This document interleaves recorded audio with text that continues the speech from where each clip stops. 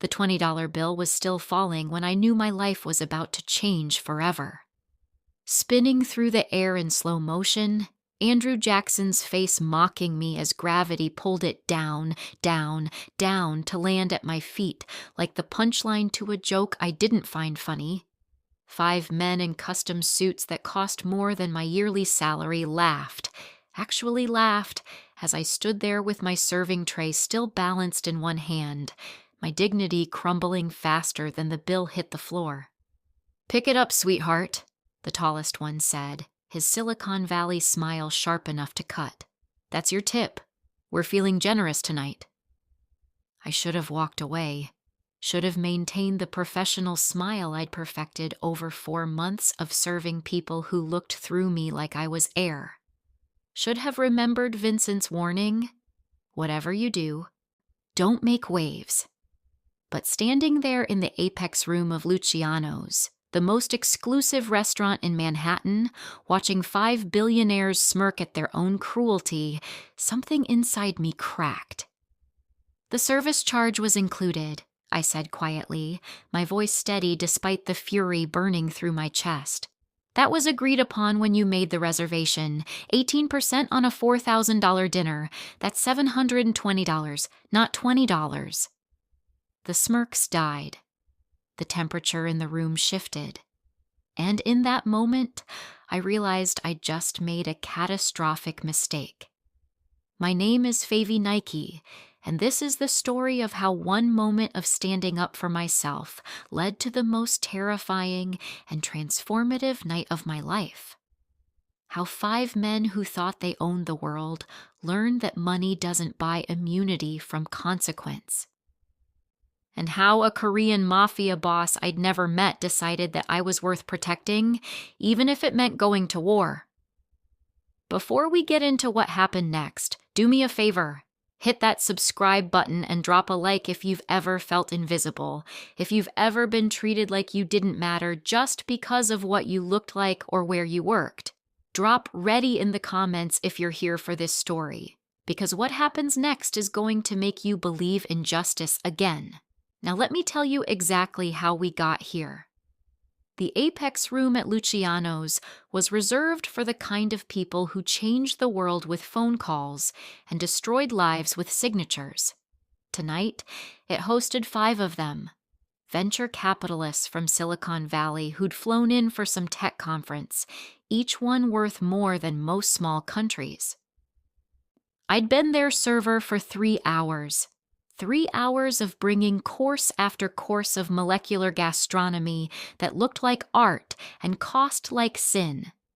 3 hours of refilling wine glasses with bottles that had price tags I tried not to look at because the numbers made me want to cry. 3 hours of being professional, efficient, invisible, all while they discussed their latest acquisitions like human beings were just assets on a spreadsheet. "The key is automation," the one with wire-rimmed glasses was saying as I cleared their appetizer plates. "Replace the workers before they can unionize. Robots don't complain about wages." They'd laughed. I'd smiled politely and disappeared into the background, the way I'd learned to do in every service job I'd ever held, but I'd been keeping track of something they clearly weren't: the bill. Luciano's had a strict policy for the Apex Room. 18% service charge, automatically included, non-negotiable. It was the one protection servers had from clients who thought tipping was optional. On a $4,000 dinner, that meant 720 turns, enough to cover 2 weeks of my father's medication, enough to make the difference between making rent on time or begging for an extension. When I'd brought the final bill in its leather folder, placed it discreetly at the head of the table, and stepped back to wait, I'd felt that familiar knot of anxiety. Rich people had a way of making even guaranteed money feel uncertain.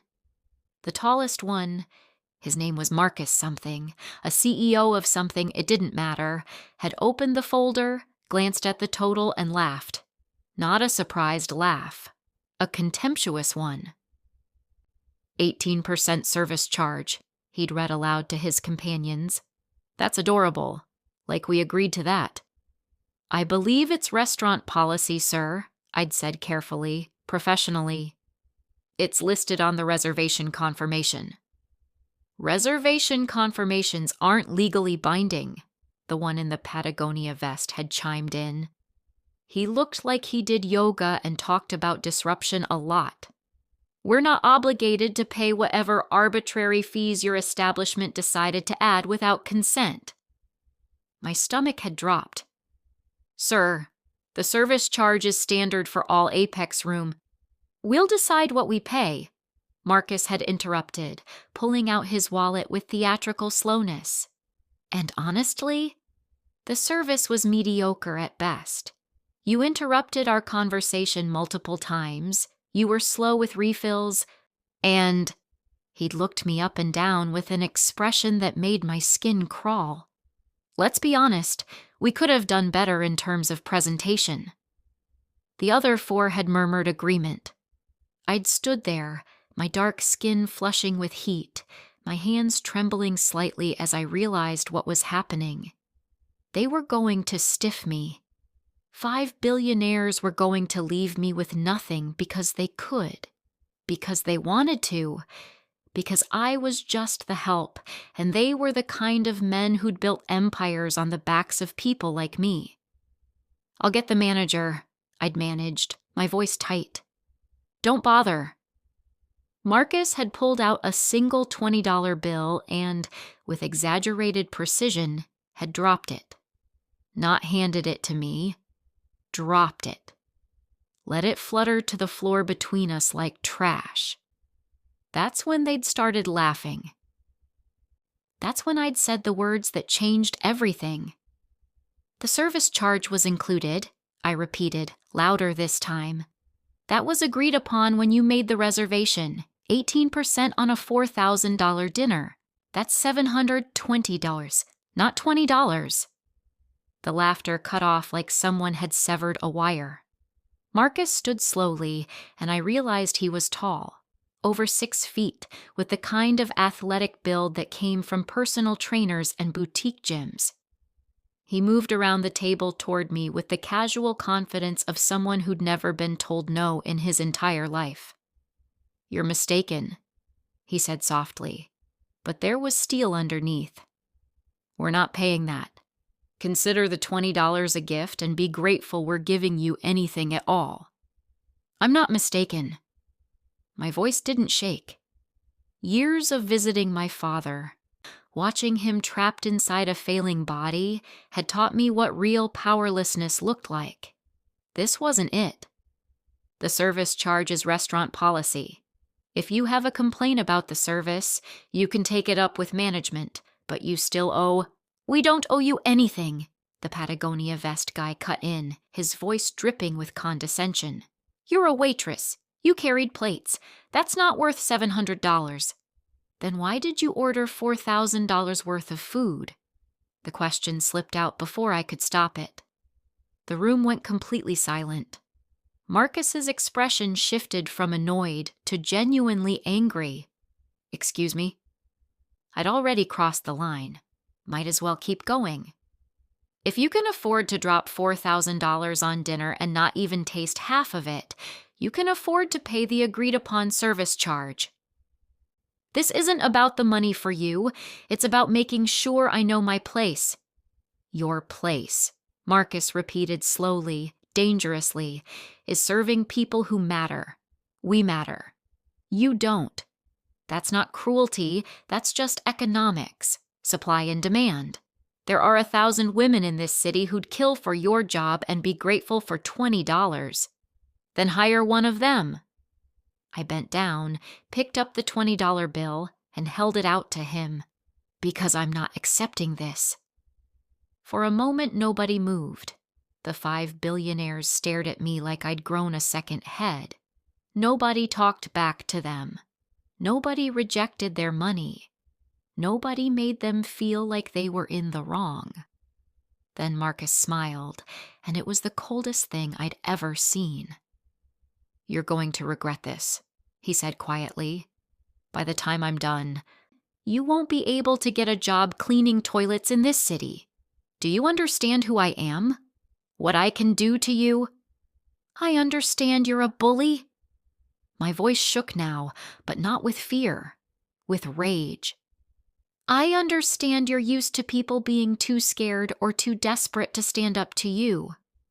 I understand you think you can do whatever you want because you have money. But that service charge is going to get paid, whether you want to or—" The door opened. The change in the room was immediate and physical. The temperature dropped 10 degrees. The air pressure shifted like a storm was rolling in, and every single one of those 5 billionaires went completely, utterly silent. I turned. A man stood in the doorway, and my first thought was that he was beautiful in the way a blade is beautiful. Sharp, dangerous, mesmerizing. He was tall, maybe 6'1", with the kind of build that suggested both discipline and power. His black hair was styled back from a face all clean lines and aristocratic features, and he wore a suit that made the Billionaire's custom tailoring look like off-the-rack garbage. But it was his eyes that stopped my breath. Dark, intelligent, and currently fixed on Marcus with an expression that made every instinct in my body scream, "Danger." "Gentlemen," he said, his voice carrying just a hint of a Korean accent, smooth and cold as winter silk. "I believe you owe the lady an apology." Marcus had gone pale. Actually pale.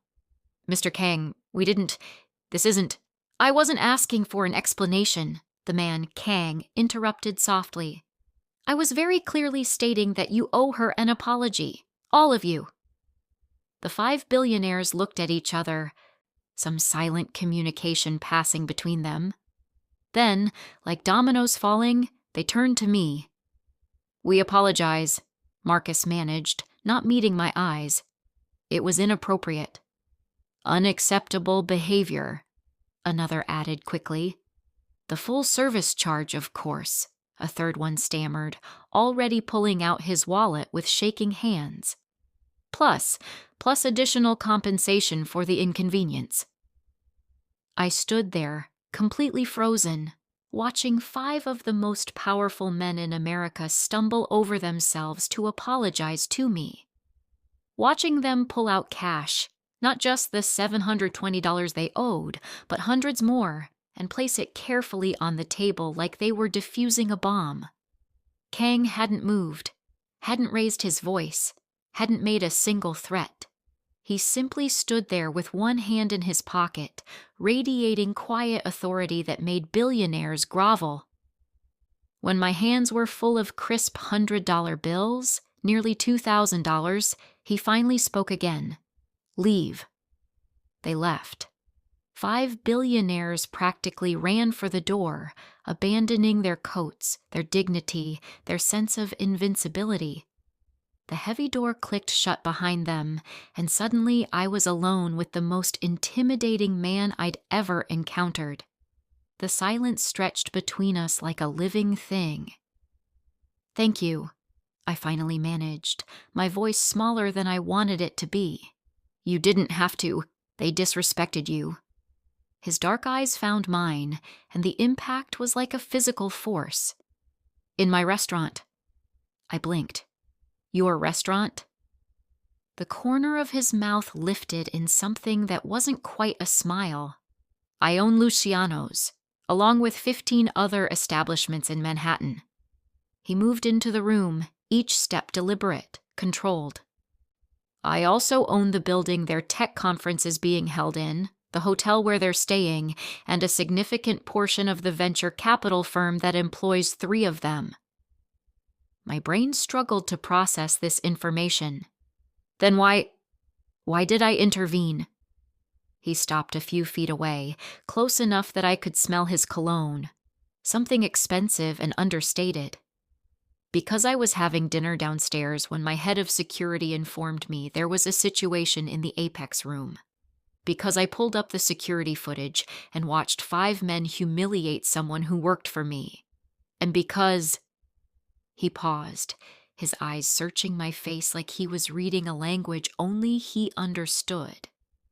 Because watching you stand there with your dignity intact while they tried to break you made me very angry. My heart hammered against my ribs. I don't understand. Neither do I, he admitted, and the honesty in that confession was somehow more intimate than if he'd touched me. But I'd like to. May I know your name? Every instinct told me to lie, to protect myself, to maintain the invisibility that had kept me safe. But those dark eyes were waiting, patient and penetrating, and somehow I knew he'd see through any deception. Favy Nike. Favy, he repeated, and the way my name sounded in his voice, slightly accented, deliberate, like he was tasting it, made warmth pool in my stomach. I'm Minjun Kang. How long have you worked here, Favy? 4 months. And before that? Does it matter? His smile was slight but genuine. Everything about you matters. The statement hung in the air between us, too intense, too direct, too much for a conversation between a restaurant owner and a server who just caused a scene. Mr. Kang, Minjun, he corrected, or just Kang, if you prefer. Mr. Kang, I insisted, needing the formality as a barrier. I appreciate your intervention, but I should probably get back to, you're fired. My heart stopped. What? Vincent has already been informed that your employment here is terminated, effective immediately. He said it calmly, like he was discussing the weather instead of destroying my livelihood. You'll receive 4 months severance pay and a strong reference for your next position. The money in my hands suddenly felt like blood money. You're firing me for standing up to customers? I'm firing you, Minjun said, moving closer, because I'm about to offer you a different position.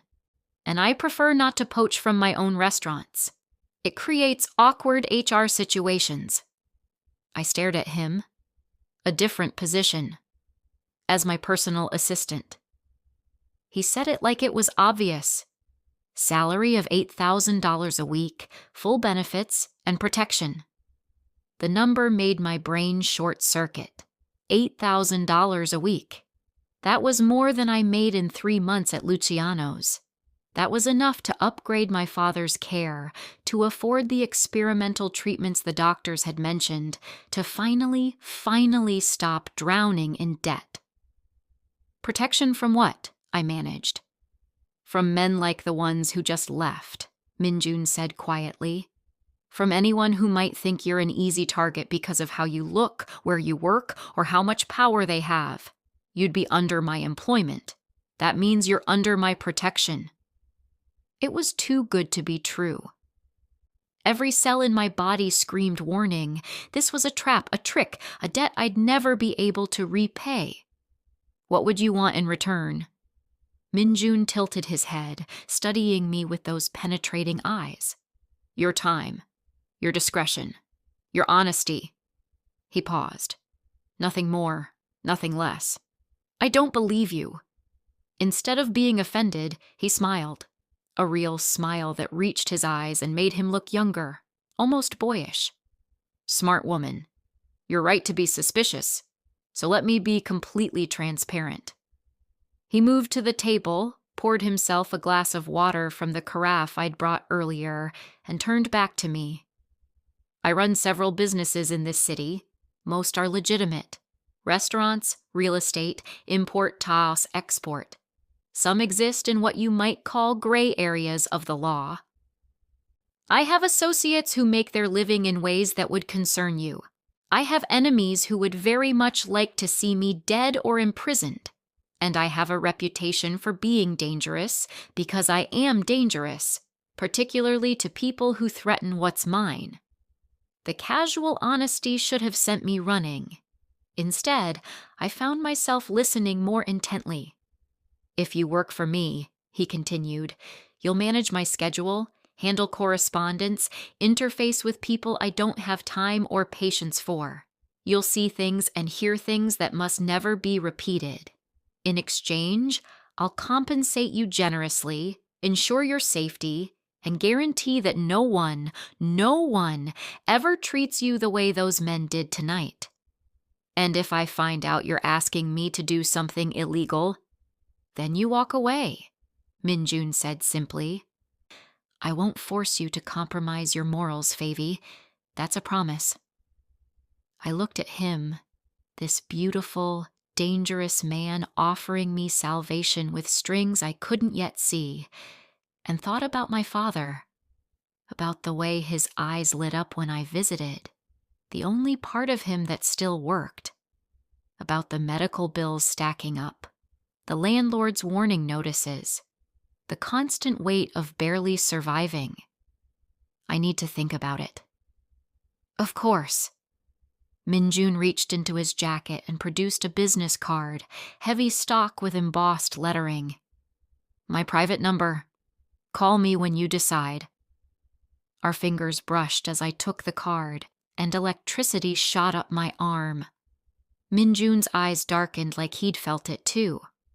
One more thing, Favy, he said as I turned to leave. Those men, they won't bother you again, but if anyone else does, anyone at all, you call me immediately. Understood? I should say no. I should run. I should forget this entire encounter and go back to my safe, invisible life of struggling and surviving. Instead, I nodded. I didn't call. For 5 days, I carried Min Jun Kang's business card like a talisman, pulling it out during my lunch breaks at the new diner where I'd picked up shifts, studying the embossed lettering while anxiety ate through my stomach. $8,000 a week. The number haunted me. It was freedom. It was security. It was everything I needed and everything I should fear. On the 6th day, I got the call from my father's care facility. Miss Nike, we need to discuss your father's care plan, the administrator said, her voice professionally sympathetic. The current level of service is $6,000 per month, and you're 3 months behind. Additionally, there are new treatments available that could significantly improve his quality of life, but they're not covered by insurance. We're looking at approximately $4,000 per month for the full protocol. $10,000 a month. More than I made in 4 months of working myself to the bone. If you can't commit to the enhanced care plan, she continued gently, we'll need to discuss transferring your father to a more economical facility. Economical. The word made me want to scream. She meant warehouses where patients rotted in their own waste because there weren't enough staff. Where my father would lie in a bed staring at nothing, waiting to die without even the comfort of music or sunlight or anyone who remembered his name. That night, sitting in my tiny apartment with water stains on the ceiling and the constant drip of the sink I'd reported 6 times, I finally admitted the truth. Pride was a luxury I could no longer afford. I dialed Minjun's number before I could change my mind. He answered on the first ring. Favy. Not a question. He'd been waiting. I'd like to discuss the position, I said, proud that my voice didn't shake. If the offer still stands. Meet me tomorrow, 10 a.m.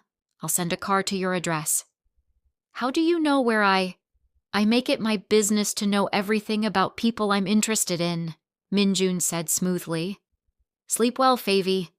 Tomorrow changes everything. He hung up before I could respond. The first day. The car that arrived at 9:30 was a sleek black Mercedes with tinted windows and a driver in a suit who called me Miss Nike and opened the door like I was royalty instead of a broke waitress from Queens. We didn't go to Luciano's. Instead, the Mercedes pulled up to a glass tower in Midtown that scraped the sky, its lobby all marble and contemporary art. Security guards nodded respectfully as my driver escorted me to a private elevator requiring a key card. The elevator opened directly into a penthouse office that belonged in an architecture magazine.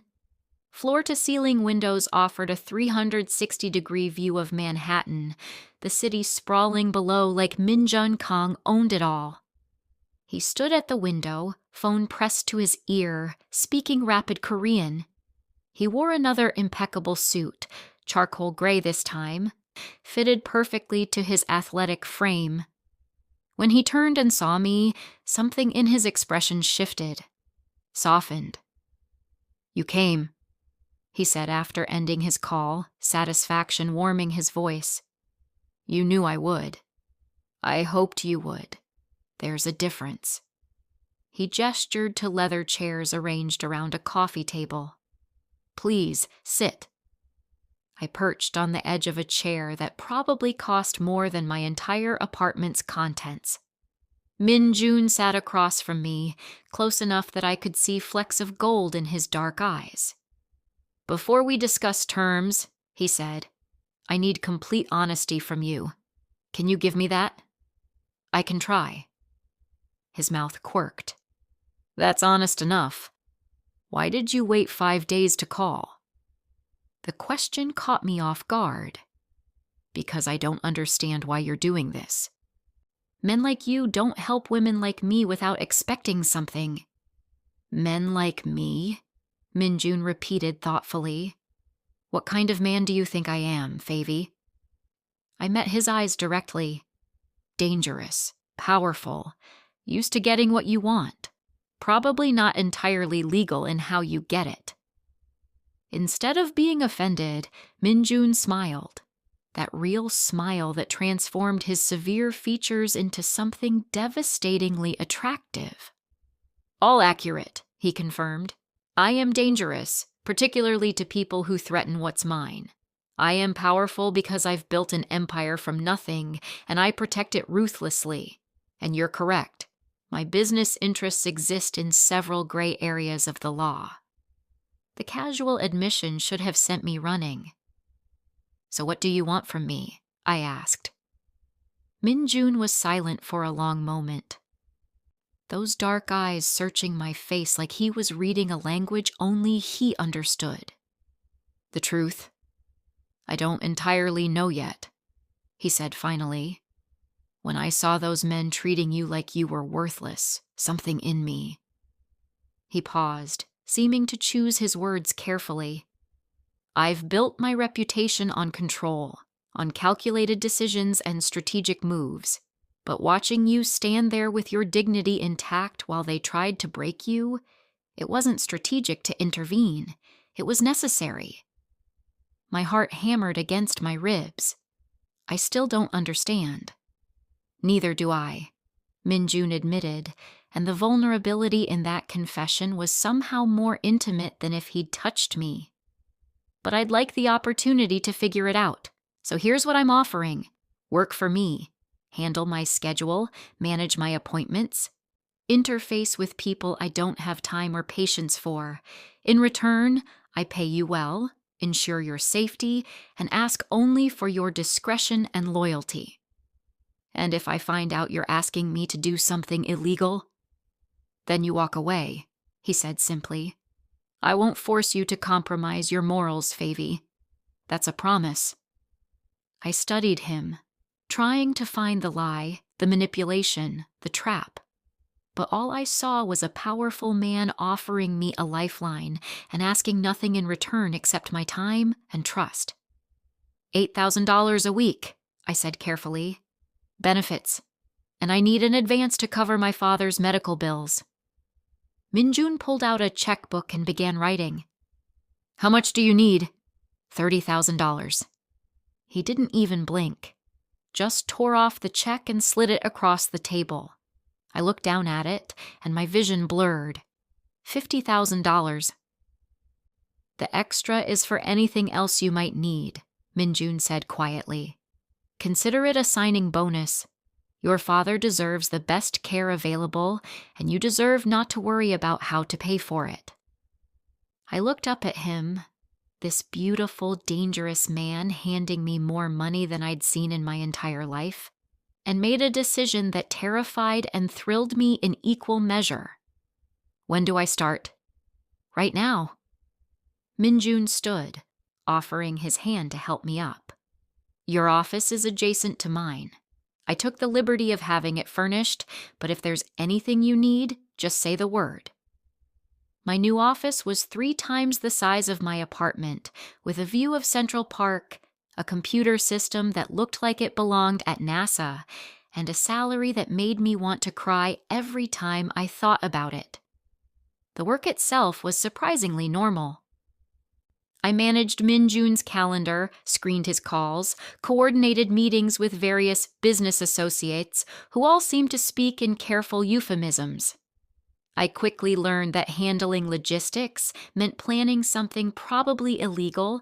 Managing a situation meant someone was about to have a very bad day, and settling accounts meant someone owed Minjun money they were going to pay one way or another.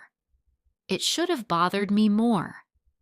But after years of being invisible, of being treated like I didn't matter, there was something intoxicating about being essential to someone so powerful. The revelation. 2 weeks into my new position, I was organizing files when I came across 5 familiar names. My hands trembled as I opened the folder. Inside were detailed reports, business holdings, financial statements, personal information, and a list of debts owed to various Kang enterprises. The numbers made my head spin. Find something interesting? I jumped, spinning to find Minjun leaning against the doorframe, watching me with those penetrating eyes. I didn't mean to snoop, I said quickly. I was just organizing and... Favy. He crossed to my desk in 3 long strides. You work for me. Nothing in this office is off limits to you. He reached past me, close enough that I could feel his body heat, smell his cologne, and tapped the open file. Those 5 men, he said quietly, have been committing securities fraud for 18 months. Insider trading, market manipulation, embezzling from their own investors. They've destroyed lives, Favy, bankrupted retirement accounts, caused 3 suicides that I know of. My breath caught.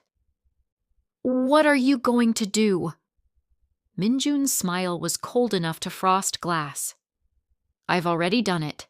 Their assets are currently being seized by federal investigators who received an anonymous tip complete with irrefutable evidence. By tomorrow, they'll be arrested. By next month, they'll be in prison. You turned them into the police? I have a complicated relationship with law enforcement, Minjun said, something like amusement warming his voice. But occasionally our interests align. Those men committed actual crimes, fraud, embezzlement, securities violations. They deserve actual prison, not just my personal brand of justice. I stared at him. Because of what they did to me? Minjun's expression softened. He reached out slowly, giving me time to pull away, and gently tilted my chin up so I had to meet his eyes. Because of what they did to you, he confirmed, and because they thought they could get away with it. No one disrespects what's mine, Favy. No one. The possessiveness in his voice should have scared me. Instead, it sent heat pooling low in my belly, made my skin feel too tight, made me want to lean into his touch and see what would happen. I'm not yours, I managed, but my voice came out breathy, unconvincing. Aren't you? Minjun's thumb brushed my cheek, barely a touch, but it felt like fire. You wear clothes I bought. You work in an office I provided. You're under my protection. You bear my name professionally. You spend more time with me than anyone else in your life. Each word felt like a step closer to some invisible line we'd been dancing around since the moment we met. That's employment, I whispered. Not ownership. You're right, Minjun said, dropping his hand and stepping back, leaving me cold with the loss of his proximity. I apologize. That was inappropriate. But his eyes told a different story. They said he wasn't sorry at all, that he meant every word, that the only thing he regretted was backing off. My phone buzzed, shattering the tension. I glanced at the screen and my blood ran cold. My father's care facility. I have to, I started, but Minjun was already moving. Take it. Use my office if you need privacy. I answered as I stumbled into Minjun's private space, my heart in my throat.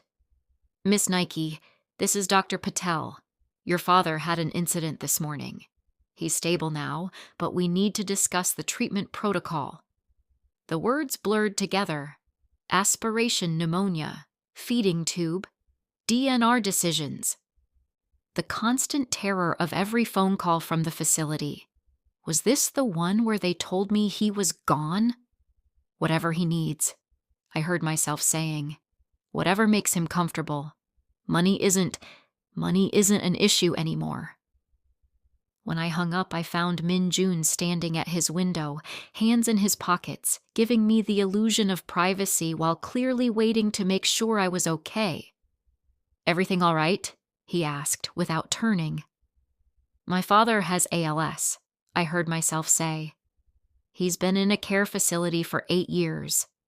I couldn't afford the better treatments before, but now. Emotion clogged my throat. For 8 years, I'd watched my father deteriorate, knowing there were therapies that could help but being powerless to provide them. And now, because of this man and his dangerous generosity, I could. Minjun turned to face me, and something in his expression made my chest ache. He looked at me like I was brave instead of just desperate, strong instead of just surviving. Take tomorrow off, he said quietly. Visit your father. Make sure he has everything he needs. If the facility gives you any problems about payment or care, call me. I'll handle it. Minjun. Family is everything, Favy, he interrupted, and there was a weight to those words that suggested painful personal history. You take care of yours. That's not negotiable. I crossed the space between them before my brain caught up to my body. I meant to just thank him, to maintain professional distance, to remember all the reasons why getting close to Minjun Kang was a terrible idea. Instead, I reached up and kissed his cheek. It was just a brush of lips against skin, barely a touch, over before it really began.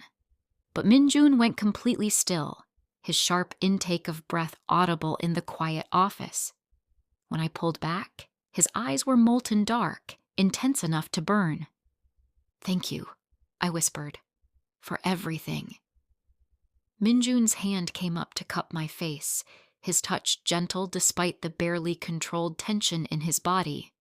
Favy, he said, and my name in his voice was a prayer and a warning and a promise all at once.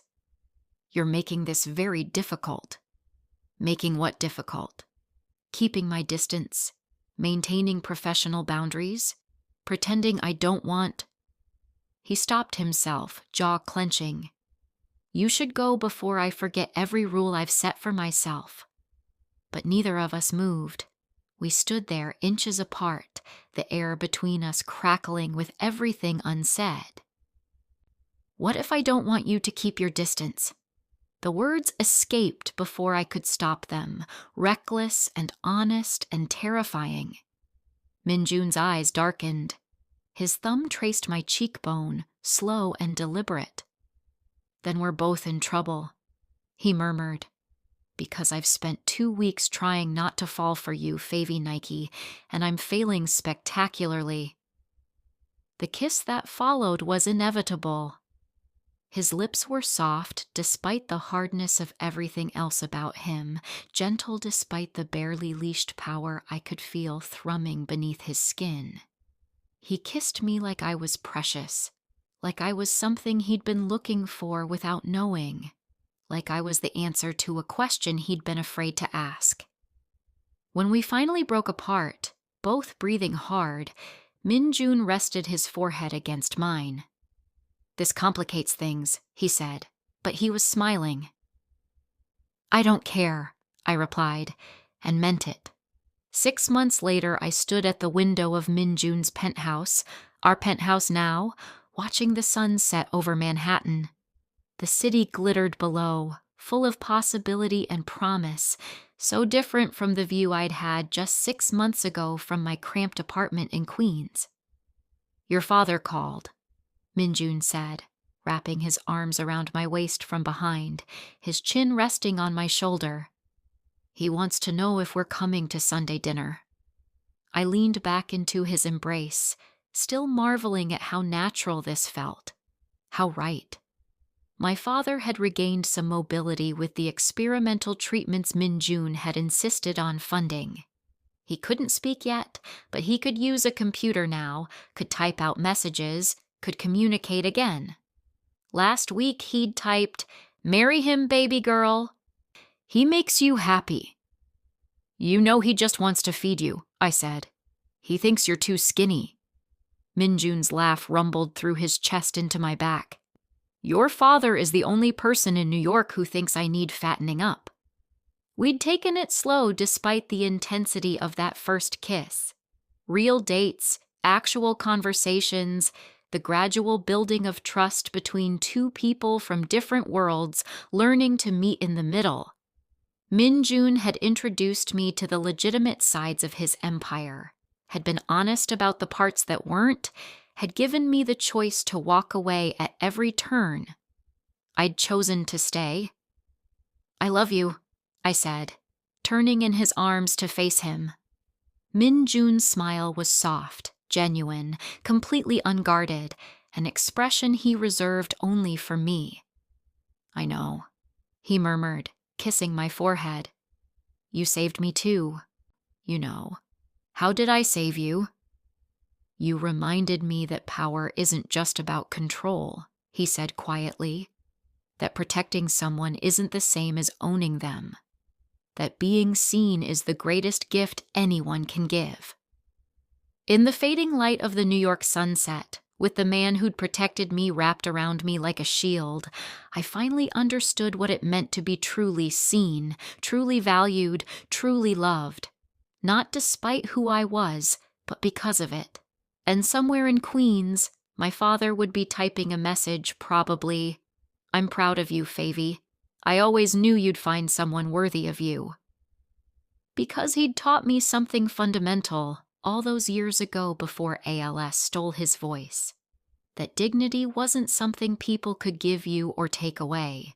It was something you carried inside, protected fiercely, and refused to surrender even when the world tried to grind you down. I'd kept my dignity in that restaurant, standing up to 5 billionaires who thought I was worthless, and I'd found a man dangerous enough to protect me, powerful enough to move mountains, and vulnerable enough to admit he didn't have all the answers. Some fairy tales start with "once upon a time." Mine started with 5 words I refused to accept. "Pick it up, sweetheart." And it ended with 2 words I'd never thought I'd say to someone like Minjun Kang. "I'm home." Drop dignity in the comments if this story moved you. Subscribe for more stories about fearless women and the powerful men who learn to deserve them. Where are you watching from today? Let me know below.